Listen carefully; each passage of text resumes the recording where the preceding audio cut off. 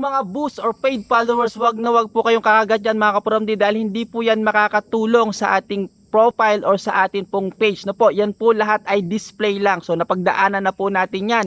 Hindi lang po dito kay Facebook, kahit po doon pa sa YouTube. So usong-uso po nga yung follow to follow, yung bibili ka ng halimbawa halagang 100 pesos, 200 pesos po na followers, then magkakaroon ka agad ng automatic 10,000 followers, 5,000 followers. So hindi po totoo yan mga kapuramdi, yan po ay mga fake followers lang po. Parang display lang yan. Nagkaroon ka nga ng 10,000 followers instantly, pero display lang po yan. Wala po yung gagawin, wala po yung magiging views, at nalalagas din po yan. Kaya iwasan po natin dyan mga kapromdi. Ang gawin po natin, gumawa po tayo ng mga quality content, dahil yan po ang pinaka magandang paraan para po tayo umasenso dito kay Facebook at makahatak po tayo ng mga legit, mga organic na followers na patuloy na susuporta, manonood sa atin at mag-share ng ating mga video. Pero yung mga paid followers na po na yan, iwasan po natin, dahil lahat po yan ay display lang mga kapromdi, at sayang lang po ang ating ibabayad dyan. For more updates, follow nyo po at pakishare na rin ang video na ito para sa kalaman ng iba nating kapwa content creator. Salamat po!